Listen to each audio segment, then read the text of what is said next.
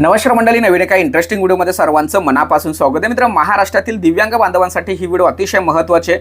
मित्रांनो, दिव्यांग सक्षमीकरण विभागाकडे असलेली दिव्यांग पेन्शन योजना ही काही कारणास्तव काही महिन्यांसाठी सामाजिक न्याय विशेष विभागाकडे ट्रान्सफर केले. परंतु मित्रांनो, ट्रान्सफर करत असताना जे पत्रक जाहीर केलं होतं त्या पत्रकामध्ये त्यांनी स्पष्टपणे सांगितलं होतं की दिव्यांग सक्षमीकरण विभागाकडे सुधारित आकृतीबंध किंवा मनुष्यबळ किंवा प्रॉपर असं यंत्रणा नसल्या कारणाने हा काही वेळेसाठी निर्णय घेतलेला आहे. परंतु त्या अनुषंगाने दिव्यांग सक्षमीकरण विभागाकडे सुधारित आकृतीबंध निश्चित करण्यात आलेला आहे आणि त्या ठिकाणी जे काही लाभार्थ्यांच्या याद्या गेलेल्या आहेत, आकडेवारी गेलेल्या आहेत, त्यामध्ये प्रचंड तफावत या ठिकाणी दिसून येत आहेत.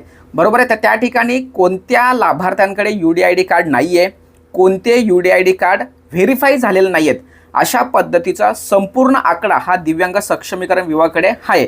आणि मागच्या महिन्यामध्ये जे पैसे थांबवले गेले होते ते त्याच अनुषंगाने थांबले होतं. बरोबर आहे. पण मित्रांनो, दिव्यांगांचं नुकसान होऊ नये यासाठी संबंधित प्रशासनाने, संबंधित विभागाने निर्णय घेऊन जसं होतं तसं त्या सर्व लाभार्थ्यांना मे महिना असेल, एप्रिल महिना असेल यांचे पैसे वाटप केले. परंतु मित्रांनो, ज्यावेळेस ही योजना दिव्यांग सक्षमीकरण विभागाकडे येईल त्यावेळेस मात्र प्रॉपर ज्यांच्याकडे UDID कार्ड आहे, ज्यांचं UDID कार्ड व्हेरीफाय आहे त्यांनाच पैसे येणार आहेत. लक्षात ठेवा. जरी समजा तुम्हाला आत्ता कोणत्याही कारणापासून वंचित न ठेवता तुम्हाला हे पैसे वाटप केलेले आहेत, पण मात्र मित्रांनो, दिव्यांग सक्षमीकरण विभागाकडे मात्र असं होणार नाही. प्रॉपर असं आकडेवारी त्यांच्याकडे प्राप्त झाले आणि त्यानुसार त्यांनी काम सुरूसुद्धा केलेलं आहे. म्हणजे ज्यावेळेस ही योजना इकडनं वितरणासाठी सुरुवात होईल त्यावेळेस मात्र चुकीचे UDID कार्ड असेल किंवा UDID कार्ड व्हेरीफाय न झालेल्या लाभार्थ्यांना पैसे येणारच नाही. आणि या अनुषंगाने दिव्यांग सक्षमीकरण विभागाच्या माध्यमातून आपले जे दिव्यांग सचिव आहेत डॉक्टर माणिक गुरसल साहेब यांच्या माध्यमातून राज्यातील प्रत्येक, बघा मी काय म्हणतो, राज्यातील प्रत्येक जिल्हाधिकारी कार्यालयांना पत्र जाहीर केले. ते पत्रसुद्धा मी स्क्रीनवरती दाखवतोय. सर्व पत्र आपल्याकडे आहेत, परंतु सर्व पत्र आपण या ठिकाणी डिस्प्ले करू शकत नाही, व्हिडिओ मोठी होईल. पण त्या पद्धतीने हे पत्र त्या ठिकाणी जाहीर केलेले आहेत. मी तुम्हाला या व्हिडिओमध्येच ते पत्रामध्ये काय सांगितलं हे सुद्धा मी थोडक्यात समजावून सांगतो.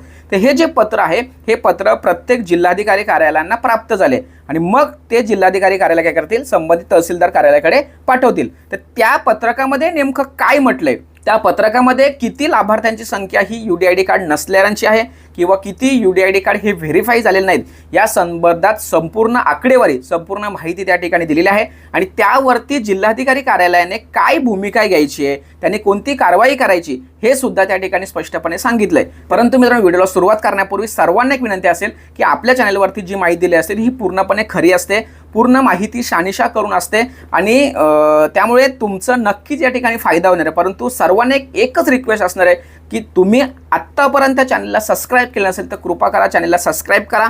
आणि हा जो चॅनल आहे, हा चॅनलच्या माध्यमातून जी माहिती तुम्हाला मिळते ती जर बरोबर आणि योग्य आणि तुमच्या हिताची असेल तर नक्की दिव्यांग बांधवांपर्यंत पोहोचवा आणि त्यांना सुद्धा सबस्क्राईब करायला सांगा. बस एवढीच मागणी मी नेहमी करत असतो. तर ती मागणी तुम्ही ॲक्सेप्ट करावा अशा पद्धतीची विनंती करतोय. आणि त्या पत्रकामध्ये नेमकं काय म्हटलंय हे या ठिकाणी आपण समजून घेऊया. तर मित्रांनो, समोर तुम्हाला पत्र दिसत असेल. या ठिकाणी बघा, आपल्या राज्याचे जे काही दिव्यांग सक्षमीकरण विभागाचे जे सचिव आहेत डॉक्टर माणिक गुरसल साहेब यांचं नाव तुम्हाला या ठिकाणी दिसेल. आणि या ठिकाणी विभागाचं नाव 14 मे 2026 रोजीचं हे पत्र आहे. लक्षात ठेवा, म्हणजे आत्ताचंच पत्र आहे.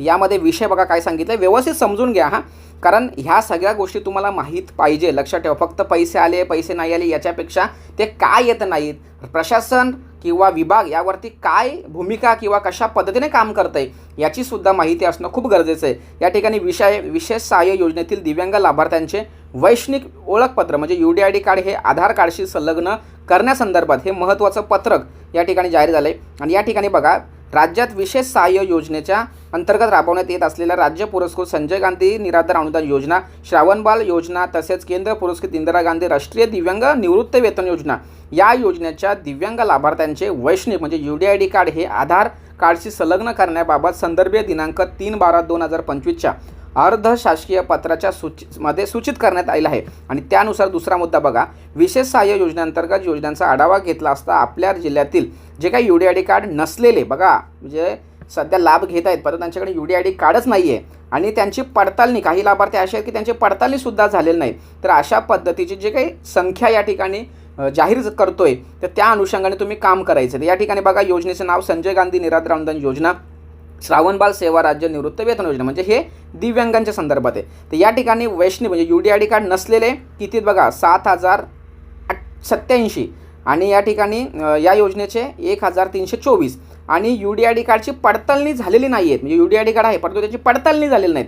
तर असे लाभार्थी कोण आहेत तर 2,426 आणि श्रावणबालचे किती आहेत 240. अशा पद्धतीने हे 9,513 आणि 1,564 अशा पद्धतीची ही आकडेवारी समोर येत आहे. आणि यावरती बघा उपरोक्त जे काही UDID कार्ड नसलेले आणि पडताळणी न झालेल्या लाभार्थ्यांचे UDID कार्ड काढून घ्यायचं आहे आणि त्यांच्या पडताळणीसुद्धा तत्काळ करून घ्यायची अशा पद्धतीची सूचना या ठिकाणी आपले जे काही दिव्यांग सचिव आहेत माणिक गुरसल साहेब डॉक्टर माणिक गुरसल सर यांच्या माध्यमातून या ठिकाणी झालेले आहे. आणि हे जे पत्र आहे हे जिल्हाधिकारी कोल्हापूरचं आहे. परंतु मित्रांनो अशा पद्धतीचं प्रत्येक जिल्ह्यातील कलेक्टर साहेबांना जिल्हाधिकारी कार्यालयांना या पद्धतीचं पत्र आलेलं आहे आणि हे पत्र नंतर तुमच्या तालुक्या स्तरावरती येईल आणि मग त्या ठिकाणी कोणाचं काय प्रॉब्लेम आहे हे आपल्याला समजणार आहे. त्यामुळे ही व्हिडिओ व्यवस्थित समजून घ्या आणि पुढच्या ज्या व्हिडिओ येतील त्यासुद्धा व्यवस्थित बघत जा. म्हणजे कदाचित तुमच्या ओळखीचे तुमचे नातेवाईकांचे त्या लोकांचे जर त्या ठिकाणी नावं असतील तर त्यांचं UDID कार्ड नाही किंवा त्यांची पडताळणी झालेली नाही.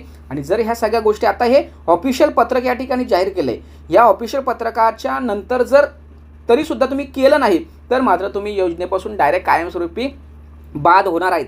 याचा विचार सर्वांनी करायचा आहे आणि जे काही तुमचं पेंडिंग आहे ते काम पूर्ण करून घ्यायचे. महत्त्वपूर्ण व्हिडिओ सर्वांना शेअर करा. भेटूया पुढील व्हिडिओसह. तोपर्यंत धन्यवाद. जय हिंद जय महाराष्ट्र.